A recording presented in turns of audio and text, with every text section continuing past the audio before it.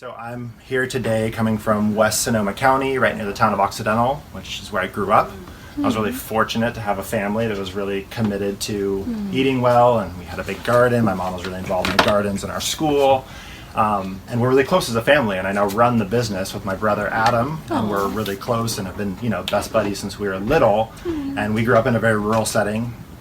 We didn't have a TV. It was like, boredom is not a word in our household. Go outside and find something to do. And so I really grew up connected to the wildlands. And I'm from a food family as well.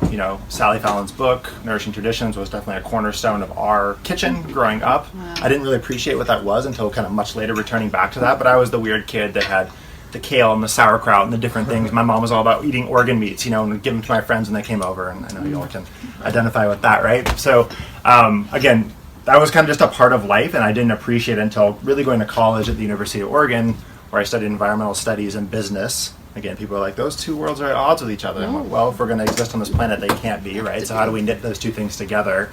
And really gave me a lot more appreciation, really, for this region that raised me in a lot of ways. And I came back to it with a lot more excitement to really dig into the community. That was in 2010. But I left college, again, studying environmental studies predominantly, but business as well.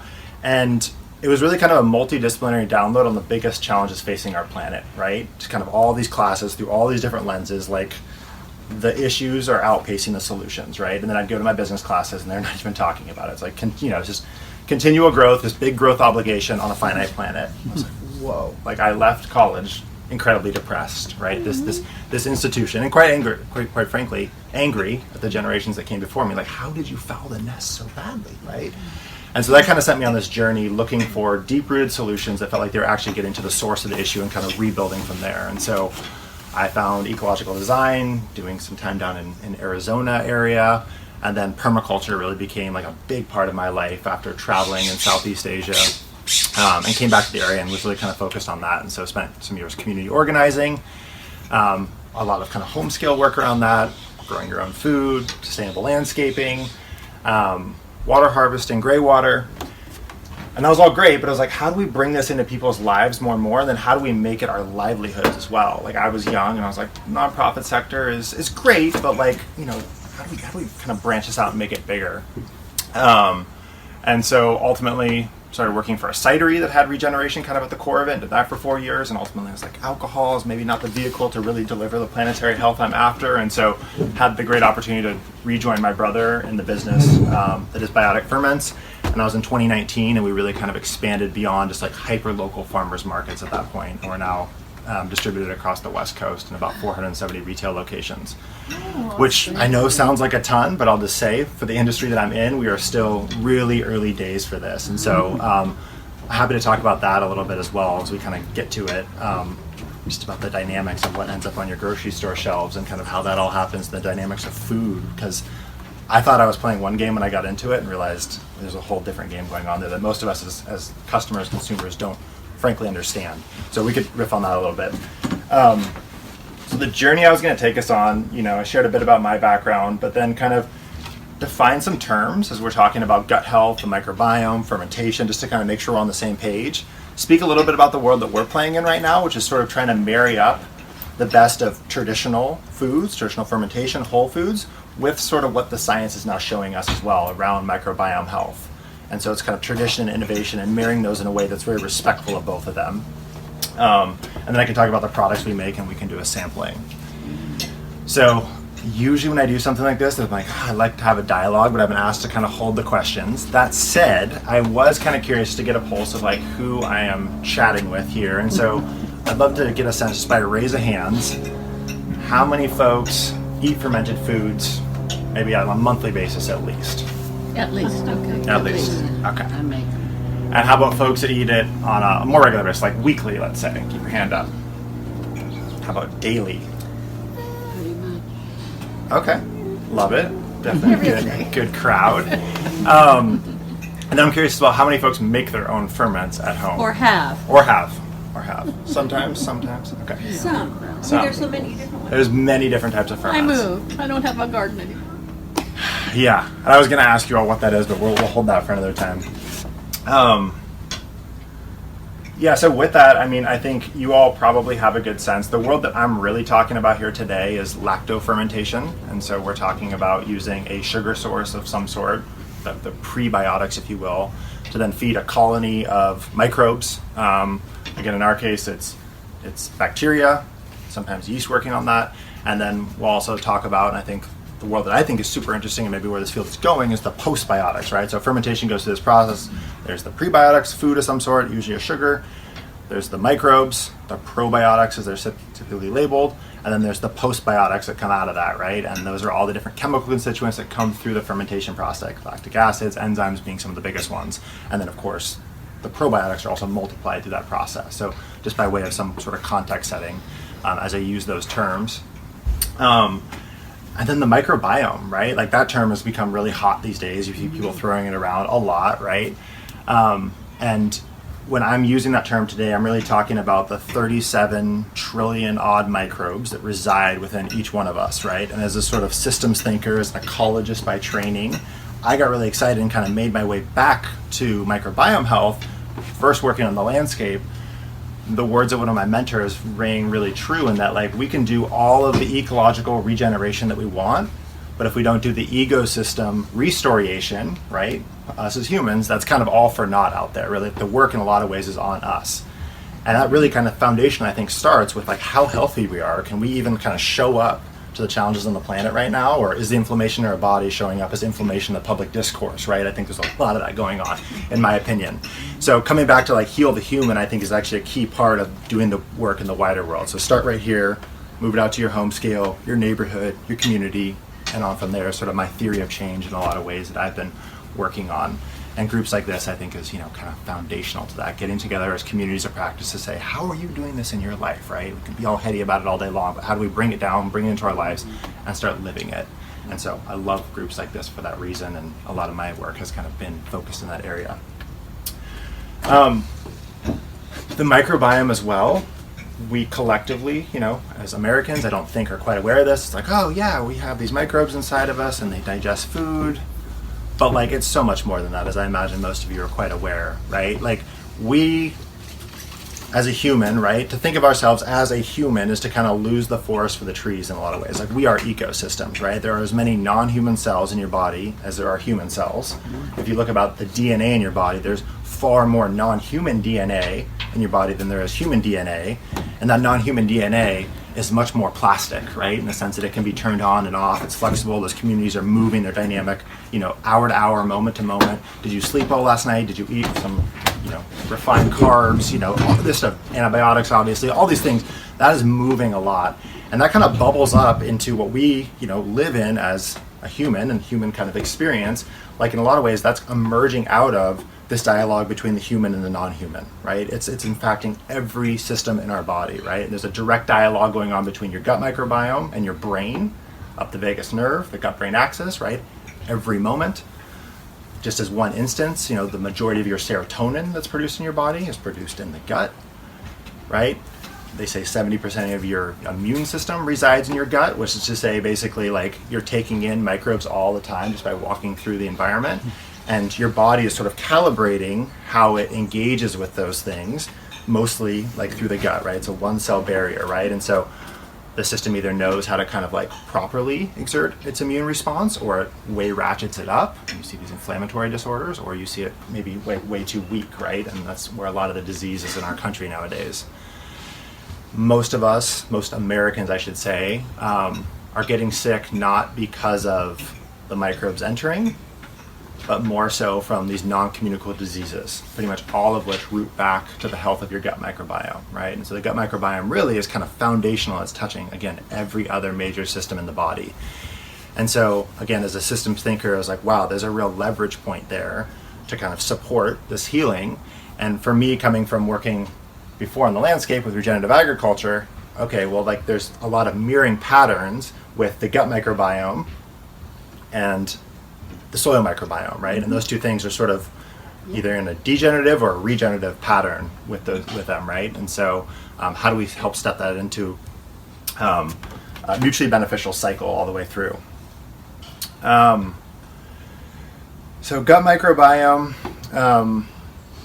and then there's some really interesting work kind of coming forward right now around how we support microbiome health. Like, I'll say that it's still really, really early days. I think science, generally speaking, is waking up to, like, this is an incredibly important organ. It's now being kind of identified as an organ within our body. But how that works, and, if you went around the room here, every one of us has a different microbiome that's as unique to us as it is like our fingerprints. And then that community within it is finding its own homeostasis or not as well, right? And so when we bring our really reductionist approach to trying to understand those system dynamics, it oftentimes really falls down. And you have things like high dose, low diversity probiotics, for instance, right? That's basically, the analogy would be like rolling up to a field, right, of maybe non-native grasses that hasn't been tended for a very long period of time, and taking your beet seeds and throwing them out there, maybe throwing a whole bunch of them out there, hoping that they sprout, right? But you're really not doing the sort of work, creating the conditions conducive for health to emerge, right? Anyone who's a gardener knows you go and you tend the soil first, you get the irrigation in place, right? You kind of create the conditions for a healthy, thriving gardening to happen. And that's an emergent property that comes out of creating the conditions, rather than just going and putting a plant in the ground, just kind of focusing on that, right? And so I think a lot of those same principles are being applied right now in how people go about thinking about their microbiome health. So one study that I think is really illustrative of this, and I think is really exciting, and in so many ways like builds on the work of what Weston A was pointing to many, many years ago, is some work that came out of Stanford in 2021. It was published in the journal Cell. And it was a study where they basically had two arms. This is done by the Sonnenberg Lab in conjunction with Christopher Gardner as well, who's very respected in terms of doing these dietary interventions. And these two teamed up, right? And the Sonnenbergs had done mostly mouse models up to this point, and they were really focused on a high fiber diet. Fiber's rad, yes, yes, yes. But Christopher said, let's take this to humans. And, there's a lot of buzz right now around fermented foods. Like, why don't we incorporate fermented foods as well? And, okay, let's do that, right? And so they did a 10-week dietary intervention with two branches.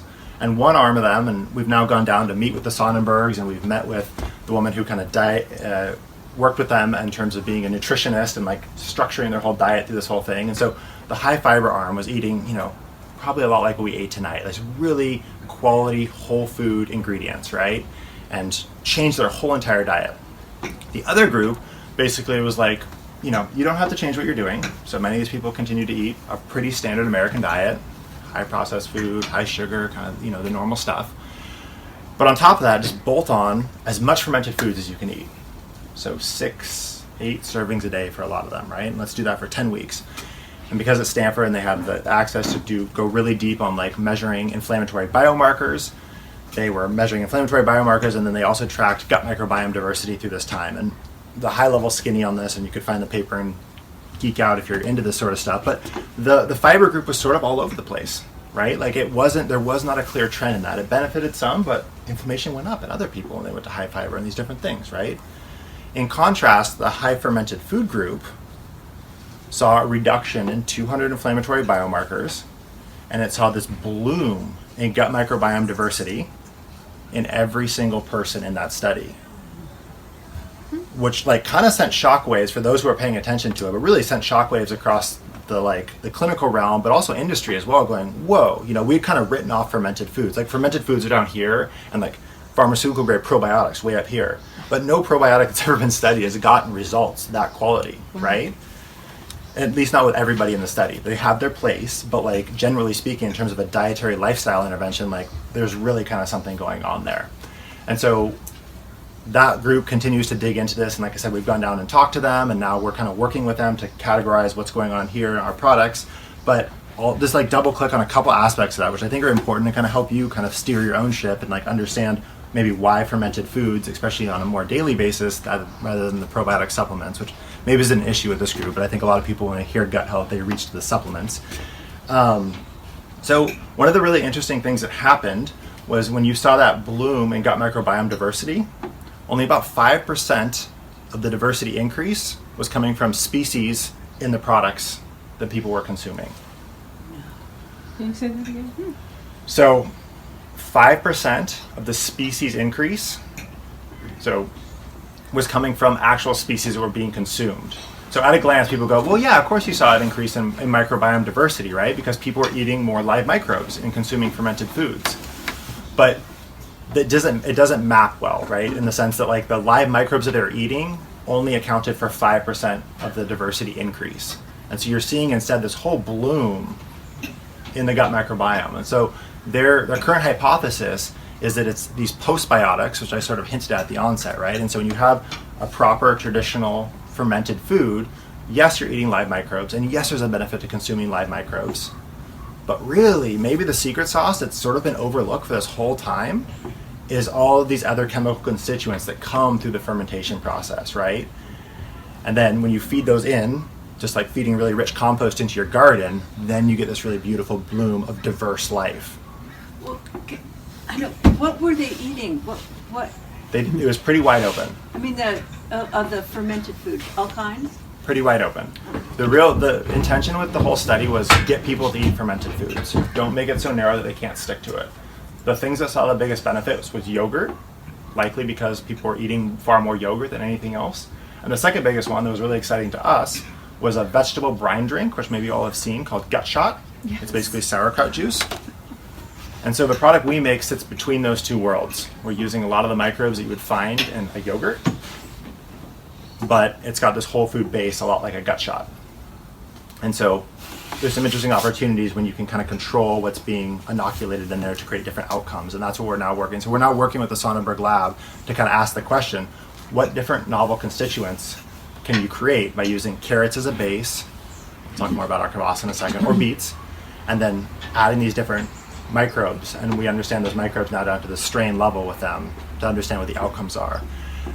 This is different than a wild fermented sauerkraut, which if you're doing it at home, heck yeah, a lot of the commercial ones, still great, but from a clinical setting, it's quite hard to say, go out and eat sauerkraut, because any sauerkraut you eat is going to be somewhat different. And there's some great work going on at UC Davis to kind of classify how different are the sauerkrauts when it happens. But you could just imagine industrial cabbage coming from all over the western US, getting chopped up into these big vats and going out as sauerkraut as you often find at the grocery store, potentially problematic if somebody's going for a specific outcome.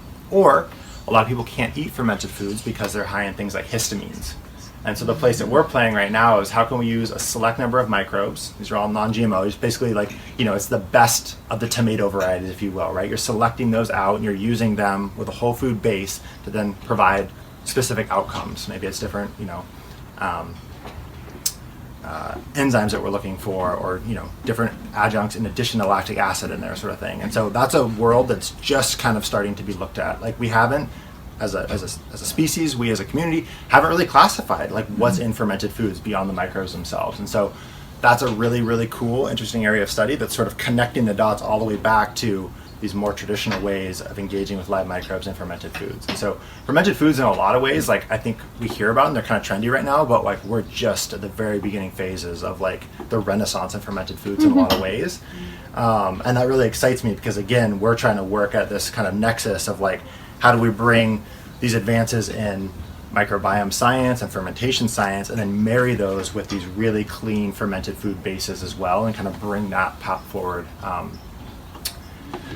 And the last thing I'll say on this, I'm sure it comes as no surprise to you all, but like back to what I was saying just around gut health being so foundational to human health, like numbers out of like the NIH and other institutes that have looked at this, I mean, we live in an incredibly unhealthy society. We all know that, right? But in a gut-busting society in a lot of ways as well. There's so many things that we do, whether it's the refined or highly processed foods, high levels of sugar, glyphosate, stress, just to name a couple, right, that are incredibly difficult. They're really detrimental to the health of our guts, right? So most people are walking around with a degraded gut in some way, shape, or form, right? A lot of those issues are dietary, and what excites me is they can be solved by diet, right? And there's obviously more facets and more complex to that, but just generally speaking, like I think that's really exciting. I think that would resonate with everyone here. I'm sure you intuitively or you know that as well, but I like to highlight that because I think that's both like gives a sense of the scale of the issue, but also the scale of the opportunity by simply changing how people eat. And I think ferments have a key part to play in that. So, transitioning a bit to kind of my story, my brother's story, and how we got into making this product, kvass. I'm curious, folks. I think there's a kvass recipe in Nourishing Traditions, but have people heard of kvass? Kvass. How do you spell it? Kvass. Russian, Eastern European generally, yeah. So how we arrived at making this product, my brother and I, we brewed all sorts of things all through college, alcohol, beer, wine, mead, cider, all that sort of stuff. But then also we're making kombucha a lot. It was like, kind of a cool thing to do. It's supposed to be healthy. And so like we had the kombucha, the SCOBY, doing the things. But again, being both of us studying environmental studies, there's this moment when you're making kombucha, and I know you can make it with juices, but typically it's made from a base of refined sugar and tea, right? And as someone who was kind of thinking about the food system as a whole, and I'm sitting there pouring in these heaping cupfuls of refined sugar into this thing that's supposed to be super healthy, right? For my brother Adam and I was like, there's got to be a better way, right? There's got to be other fermentable sugars that we could use, right? That don't have these crazy far-flung supply webs, right? Like, what can we find right here? And my brother had just moved home after finishing college and was going through all these different books, traditional fermentation recipes, and found beet kvass. We happened to have beets growing in the family garden and made the first batches of beet kvass, which is sort of the genesis for Biotic. And kvass, there's sort of two main branches on the kvass tree. There's beet kvass is one of them, and then the other one, which people are Russian and heritage are more familiar with typically, and that's kind of a baby beer. It's a kvass that's made from bread typically, and the bread is put in there, and in most cases they're both spontaneously fermenting. And then we developed what we call West Coast kvass or California kvass, where we're using sliced organic carrots to drive the fermentation, using them for the fermentable sugars, and then we're flavoring them with juices afterwards, basically. And so compared to kombucha, we're just kind of going this down. Some of you guys are probably already tuning into the differences, but kombucha is, again, typically made from a base of refined sugar and tea. If you're buying that product at the store, a lot of that sugar is still in the final product. The category leaders have 12 to 16 grams of sugar per bottle. And then tea, so again, there's the supply web dimension of that, and then it's fermented from yeast and bacteria, SCOBY, right? In our case, we're only using the beneficial bacteria. And these are the same bacteria strains as you oftentimes find in those probiotic supplements. You might find them usually more like plant-based yogurts because they're eating the plants themselves. So we're taking those and we're actually inoculating them in and then growing them out. And the reason we do that is, one, putting the term probiotic on there.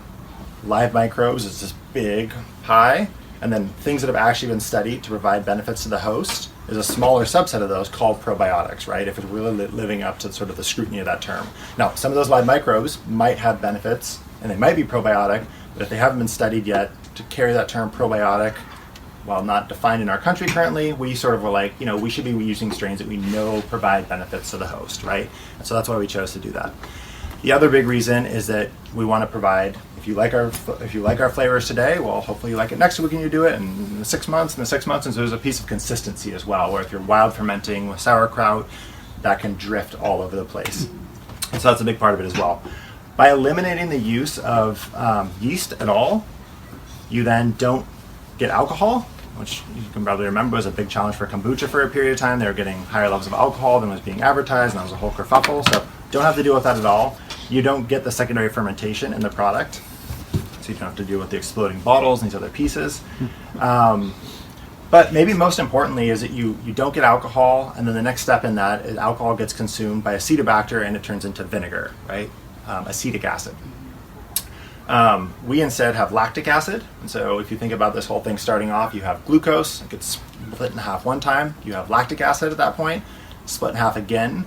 Each time that those bonds are broken, there's energy released, but split in half again, you have acetic acid. So lactic acid is actually a higher energy molecule than acetic acid is, and so for a lot of reasons, when you're consuming lactic acid, it's actually feeding the gut microbes more than acetic acid is.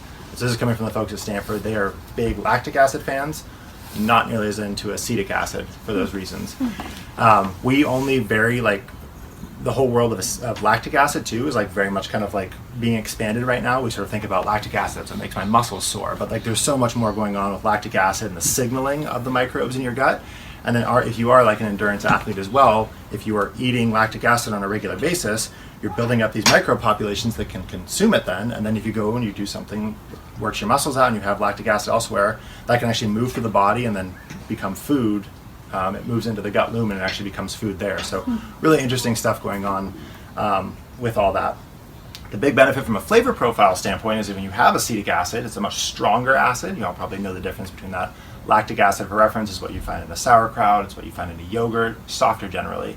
And so we don't need as much sugar. In our case, it's coming from the juices, but you don't need as much sugar to kind of buoy that up and make the product taste round and approachable as we move it out to hopefully appeal to more and more populations as well.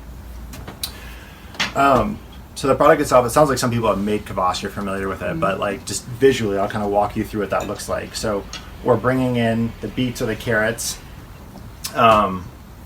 They go through a peeling process, which is basically like this thing that spins around and it's got like coarse sandpaper in it, almost looks like, right? And so the outside is getting taken off on that. And then it gets sliced thinly and gets put into, it's basically an adapted white wine fermentation tank that has a jacket on it. You peel the beets? We do peel the beets. Mostly just because of the dirt on them, in our case. Washing each one would not be functional. And then water goes into that. A small amount of salt. We're pretty light on the amount of salt we use, and then the microbes are inoculated into it. Goes through its fermentation process at about 85 odd degrees, and after about 3 days, it's dropped in its pH down to about 3.6, which is what we're targeting, and then gets pumped over into a tank. We are adding carbonation after the fact to it, and that's where the juices are added as well, right before it goes.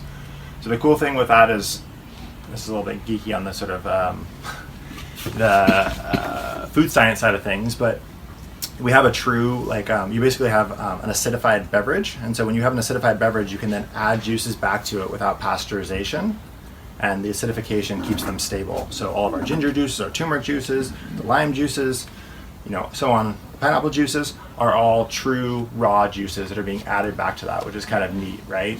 You have that integrity there, which, as you all probably know, even if you go and buy a cold pressed juice at the store, right, and it's in a plastic bottle, it's gone under high pressure pasteurization, right? So ours does not have that stuff in it, and the whole thing is raw and alive when sent out.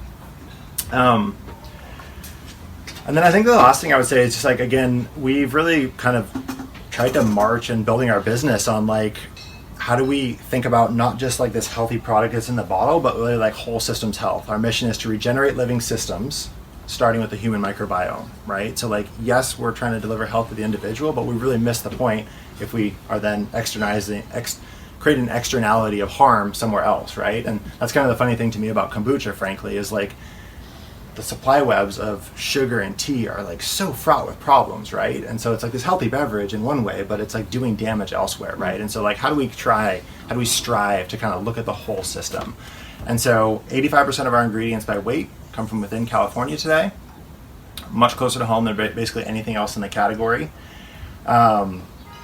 And then 100% of the byproducts go back to local farms. Green Star Farm, if you all know about Green Star Farm, amazing regenerative grazer, up in Sebastopol area. And so that's a non-cash exchange, but we love that we are taking the byproduct and then feeding her amazing animals, and she just does an incredible job on the landscape there.